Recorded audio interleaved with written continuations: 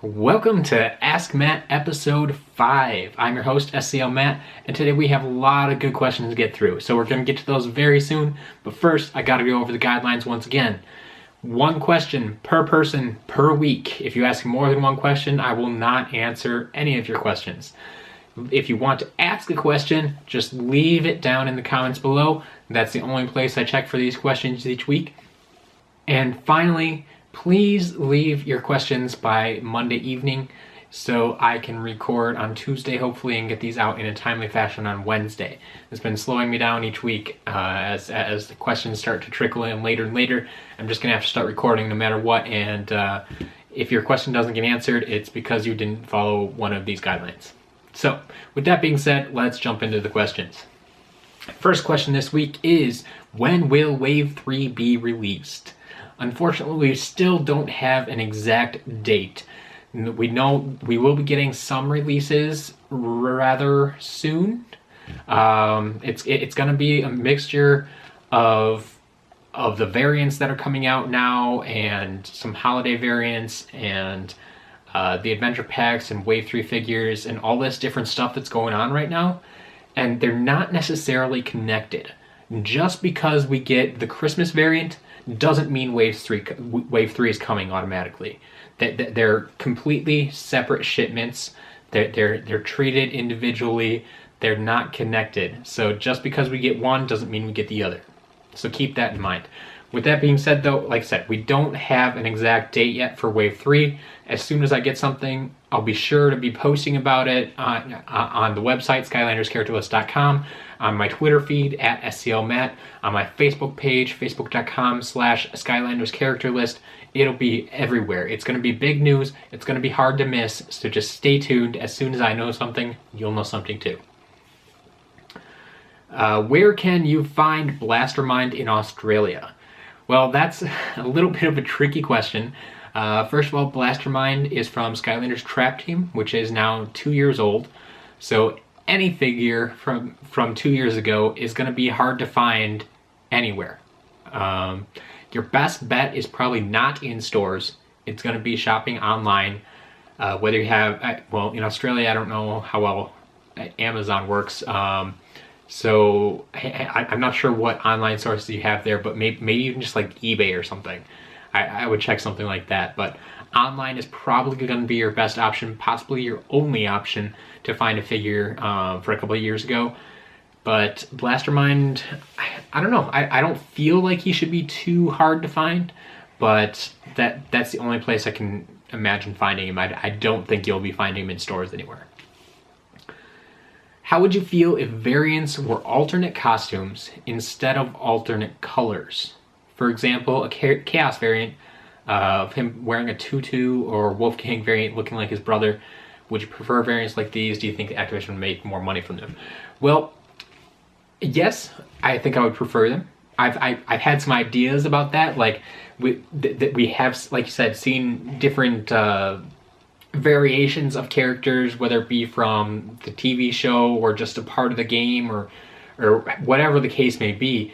And yeah, I would like some of those figures. I do think they would sell well, but the problem is they're not as easy to make because they'd be changing up the mold of the figure.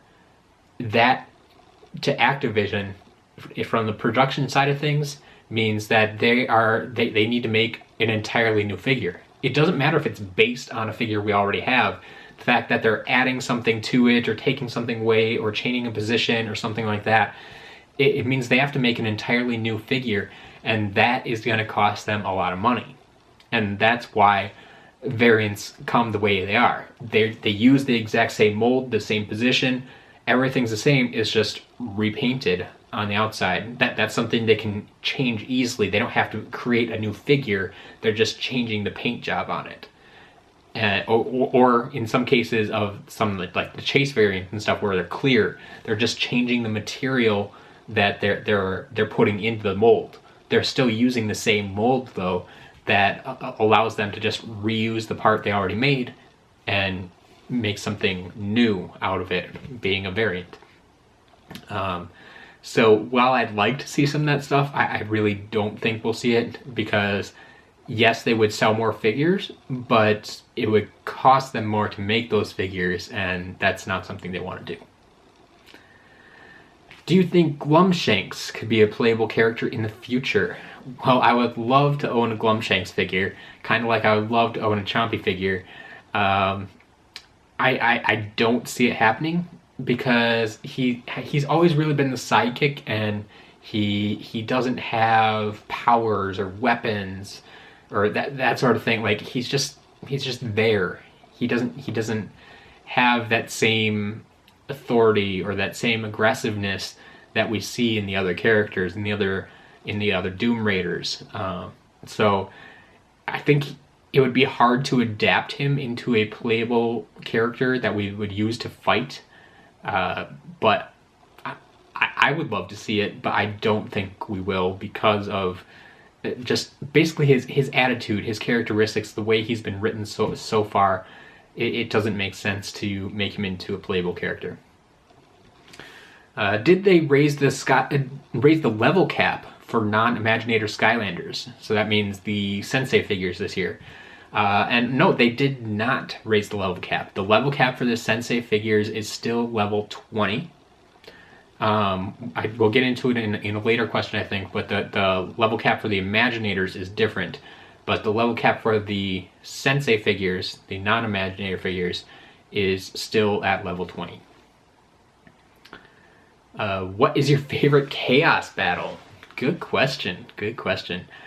Honestly, though, I think it's probably from Imaginators. Imaginators is the first Kaos battle where I felt that I could put some strategy into it. Every other Kaos battle has kind of been... it's like dodge his attacks, and then hope to get 2 attacks in before you have to start dodging again. Is there a little bit of strategy? Yes, but in Imaginators, I felt like I could fight through it.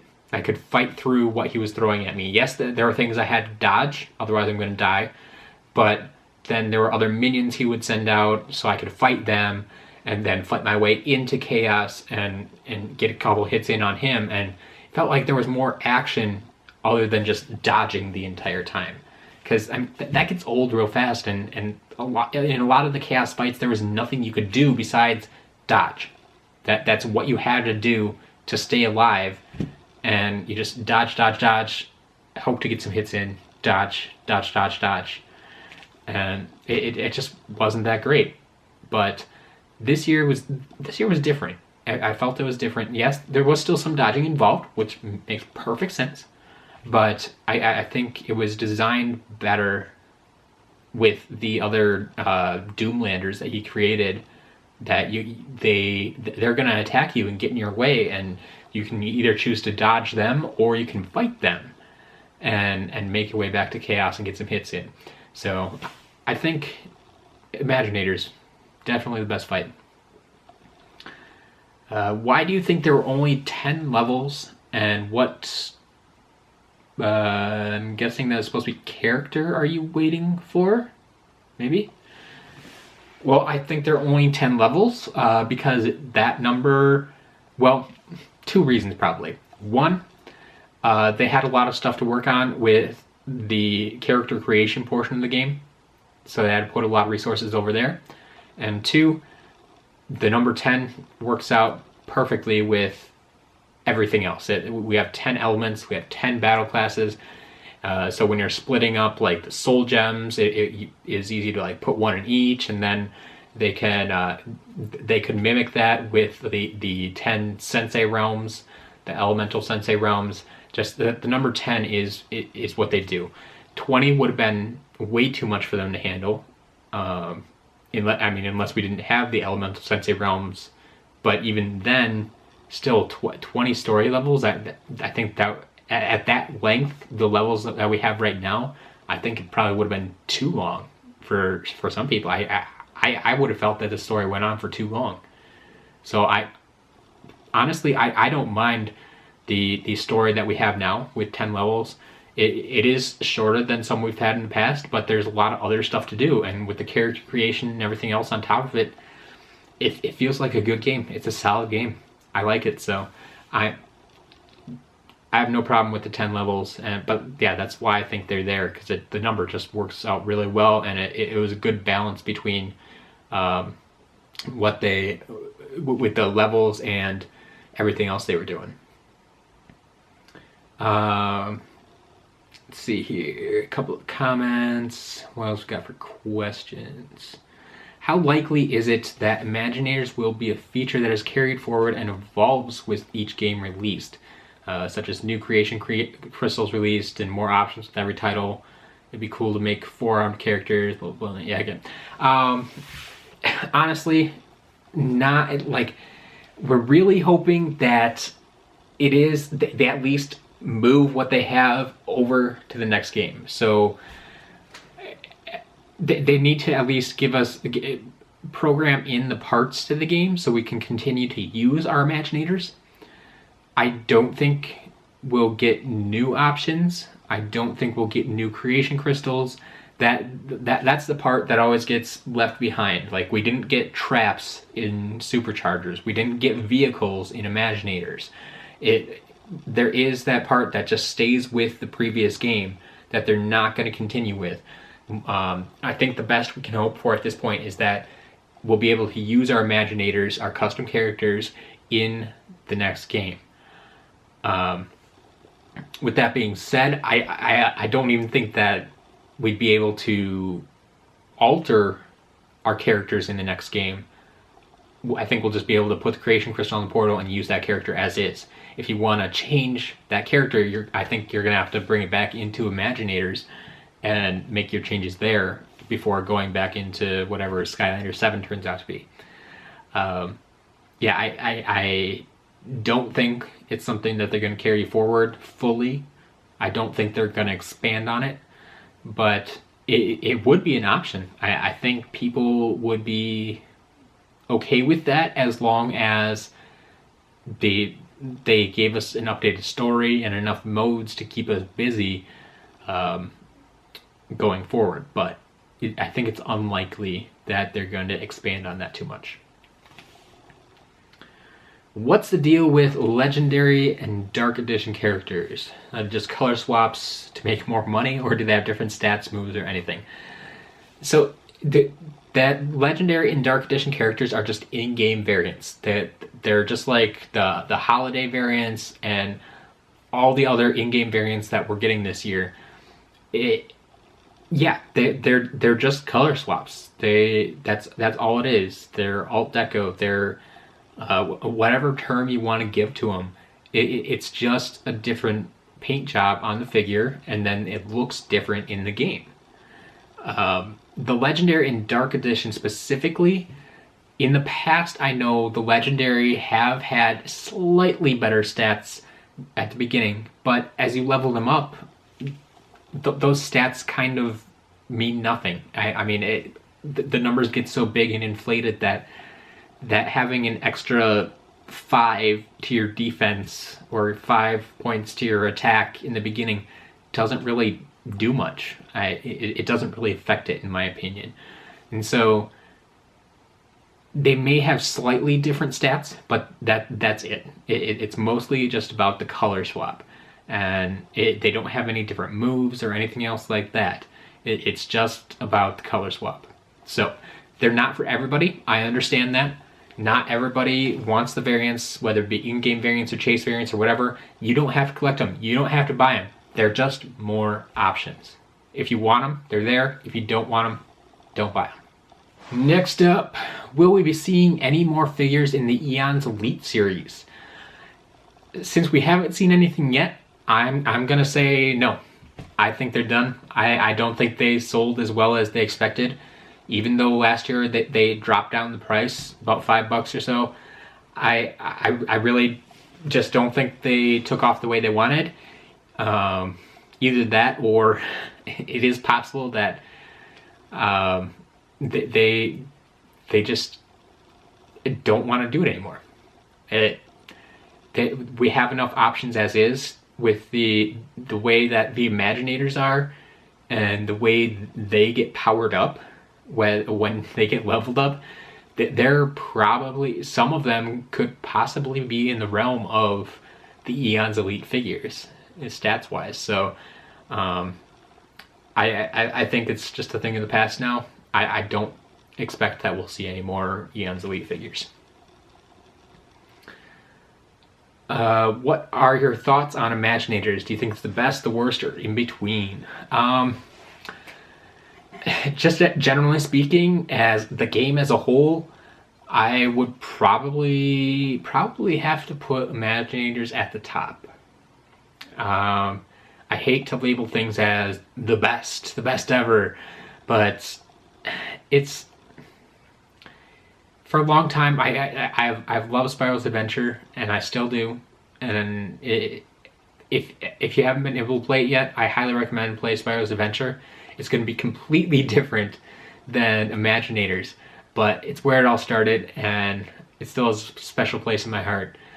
And I do very much enjoy Spyro's Adventure, but I think Imaginators might just push it out and take the top seed, just because there's so many things they did right in this game that I think it's probably well deserving of the top spot. Do you know when we'll get a release date for the Black Friday ad for Skylanders Imaginators, like Christmas edition Chompy Mage? Question is a little confusing, but okay. So the Black Friday stuff, I put a post up this week. Hopefully you saw that. It has all the Black Friday deals going on, when they take effect, what's on sale, all that type of stuff, what's special at what stores, and that type of thing. So go check that out. It's over at SkylandersCharacterList.com. It should be easy to find. And Christmas edition Chompy Mage, I think I have a separate post about that actually. We don't know a lot about it. It's out in Australia already. I believe this week it actually just released in the UK and maybe parts of Europe. We should be getting it soon here in the US, possibly as soon as like this weekend-ish. I don't have a definite date on that yet, at least not for all retailers, so we're still waiting on that a little bit. I need to see someone have it in hand before I actually give a date out, because it's at this point, even just having a date that it's supposed to come out isn't always enough. So I can give you a date, but it might not be right, and all I can say is it's coming out soon. Do you know if Wave 3 will be a split wave as in previous years? I don't think so.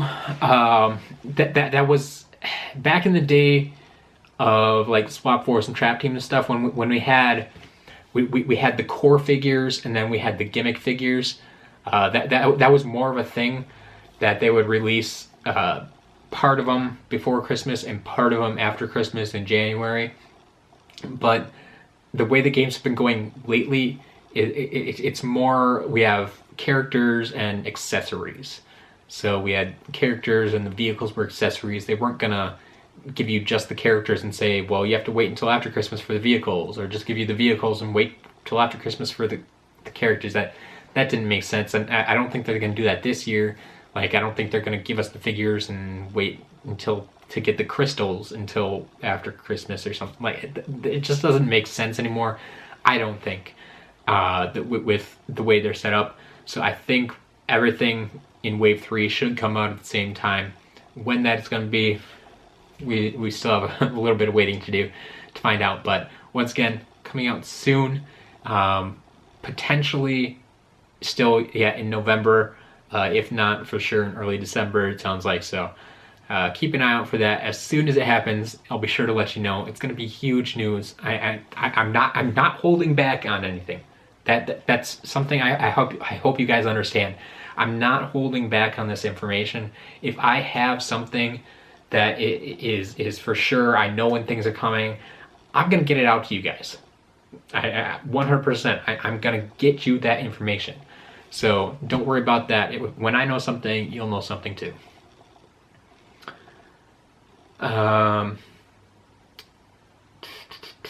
Couple more comments there.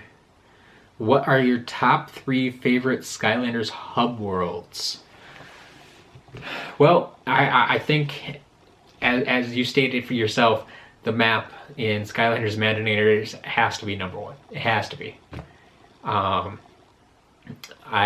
think it just the size of it and everything that you can do in the map itself puts it miles ahead of any other hub world we've had. So yeah, that's definitely number 1. Other top 3, I'd probably not Giants. I think that was too small. That was just on the ship, if I remember right. I would probably include. I couldn't give you an order right now, but I'd probably go with Spyro's Adventure, the original. I think it was good size. It expanded as needed. It had different terrains to explore. It had different parts, different little hidden things here and there. It was a good start to the series, a good hub world. And then I would also include, I think, Trap Team, if I remember this right, because they had the Skylanders Academy, and that was the one that expanded as you played. So it started out pretty small, but then it kept adding on different areas as you progressed through the story, and that actually made a pretty expansive academy, and there were hidden things in there and lots to explore. And I think that's it. Like, giving me things to explore, even though like the Trap Team one was all in the academy yet, it still had a lot to do and a lot to see. So I think that's always a nice thing to see in a hub world, is it's not just, well, you're here and now you talk to this person to go to the next level. Oh, you want to explore? There's a platform over there you can stand on. No. Anyway, top 3, yeah, I guess I go Imaginators, Spyro's Adventure, and Trap Team. I'll go for those 3. What games do you play apart from Skylanders? Right now, I'm not playing a lot. I do very much love the Lego games, whether it be just the standard Lego games or Lego Dimensions. I have all the Lego Dimensions figures as well. I treat them very much like Skylanders. I just don't report on them as much. So I do love my Lego games. Ratchet and Clank is another big series that I love. I have played like Disney Infinity as well. So I mean, I get into all the Toy Story stuff a little bit, but Skylanders is my number 1, and then Lego Dimensions. So yeah, Ratchet and Clank. I play things like Assassin's Creed. I've played just about all of them. I used to play like Call of Duty and stuff, but that just doesn't appeal to me anymore. I'm kind of done with that.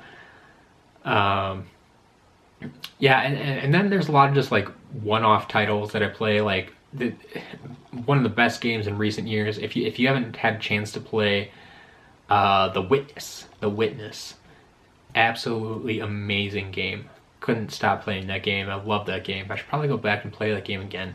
I enjoyed that game. The Witness, definitely a good game. But yeah, a lot of little just, sometimes it's independent stuff. It's not always big name stuff, but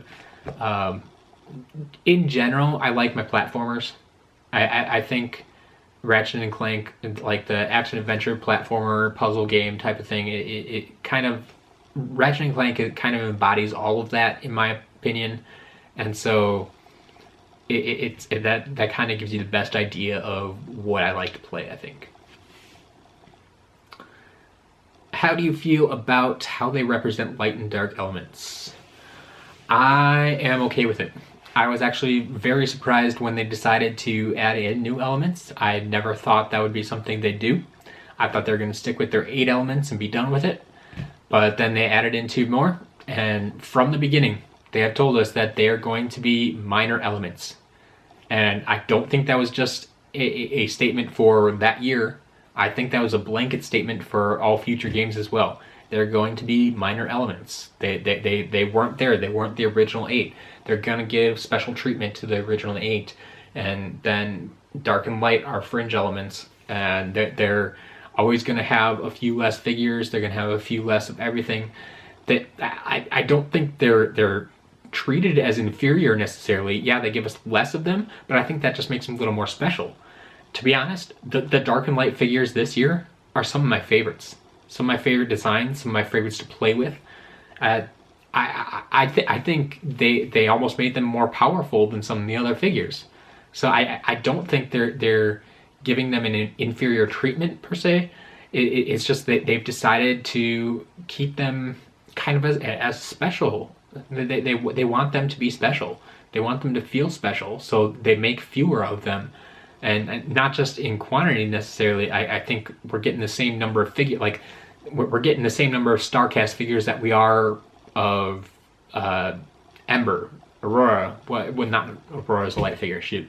But yeah, it's.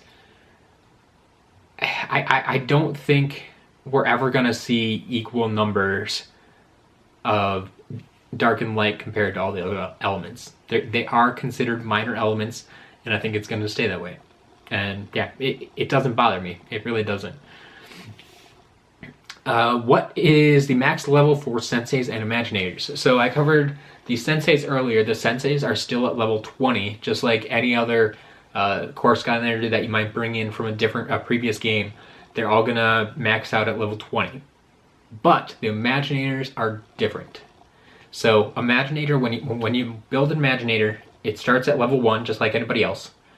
But if that's the first character you put on the game, you're only going to be able to level it up to level 15. But there's a key. That doesn't stop there. Each time you put a new Sensei on the portal, that level cap can go up by 1. So if you say you got the starter pack, it had the Fire Creation Crystal, so you can build one Imaginator, and then you have Kingpin and Golden Queen. If you put Kingpin on the portal, it goes up to 16. If you put Golden Queen on the portal, it goes up to 17. So that Fire Creation Crystal, that Fire Imaginator you make, can then level up to level 17. Now, that means if you keep buying more Sensei, you can keep going up higher and higher and higher. And so far, we have not found a top limit. I believe the number right now, if you have all the Sensei figures and all the in-game variants, the variant figures also raise that level cap. So right now, we're looking at level 39, I believe, is the max through Wave 2. But I think that's going to keep going. They're not going to cut it off at 39. That's a weird number. So unless they cut it off at like 40 or 50 or something, if you collect all of the Sensei figures and all of the in-game variants, it looks like the top level cap for your Imaginators could be level 60. 60. Yeah, that's going to be a very, very powerful Skylander. I don't know how long it'll take to level up that far. I know some people who have maxed out characters already at level 39.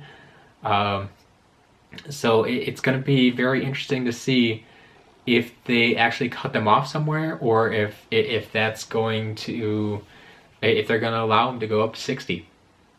In any case, it's going to be an exciting, and like even the ones at level 39 right now, they're already super powerful. Like you can blast through these levels. I haven't tried it yet on Nightmare mode, but just go playing through the game as is. They're super powerful. It's a lot of fun to play as, but it does take a little work to get up there too. So, how would you feel if Skylanders had a new mechanic where it gave you the power to make your own missions or games similar to Disney Infinity's Toy Box mode for a future game?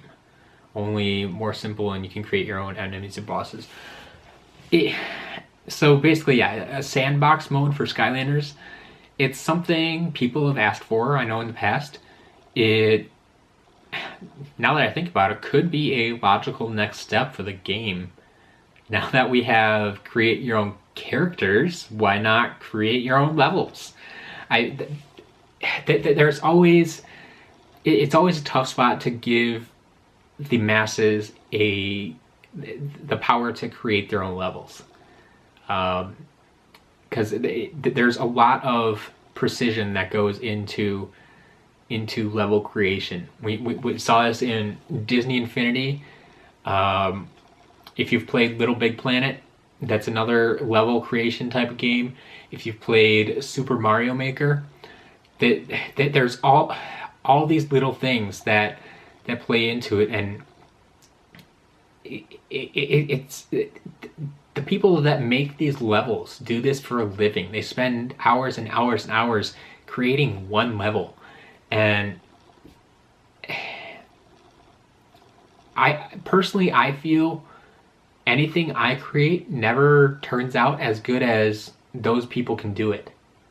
Even if they give us the same tools to work with, it just doesn't, it never feels the same. And I don't know, I think I would just rather leave that up to the professionals. I don't think it's something I would use very often, and so it wouldn't be a huge selling point for me. Like, yeah, I would still buy it because it's a Skylanders game, but it wouldn't appeal to me as much as just like a brand new story. Just like if they gave me another game, just a basic game like Spyro's Adventure, and said, hey, we wrote a new story, here's a new Skylanders game, go play it, I'd probably be happier with that than with the level creation thing. But with that being said, I think a lot of people would enjoy it. So it's definitely an option. And like we said, since they already did the character creation aspects, now, yeah, maybe that's the next step. Maybe you go to level creation. I don't know. It's definitely an option. I guess it's not super appealing to me because I don't consider myself the creative type, but it's an option. And then I think we have our last question for this week. What is your favorite Skylanders Academy character in the show so far? It's hard to pick just one character. I have grown to appreciate Jetvac and Pop Fizz more than I have in the past. They've never really been my favorite characters. I think Pop Fizz is probably a little more fun. He's a little more sporadic. He comes in at random times and does random things. So Pop Fizz might be my answer there. Yeah. There's a lot of good characters. Oh, no. Eon's beard. There we go. Or maybe Eon in general. I do appreciate what they've done with him, letting us see another side of Eon and how he likes to. He's still in charge and does what he needs to as a leader, but he likes to have fun with the Skylanders as well. So it's nice to see another side where it's not always serious Eon, Kaos is coming and got to do stuff. He does other things. He likes to hang out with Skylanders too. So yeah, he's a pretty nice character. Yeah, that's all we have for this week. If you want, if you didn't check out last week's episode, you should find that right down here. If you want to check out some of my other Skylanders videos that I've been doing, some of the latest news, you should find that right down here. And as always, if you have not subscribed yet, that should be right down here in the middle. So please, please, please check out some of those things. Watch the videos. Let me know what you think. If you have a question for next week, leave it down in the comments below. And yeah, that's all I really have for this week. So until next week, keep playing the game, keep creating, show off some of your Imaginators, and I will see you next week.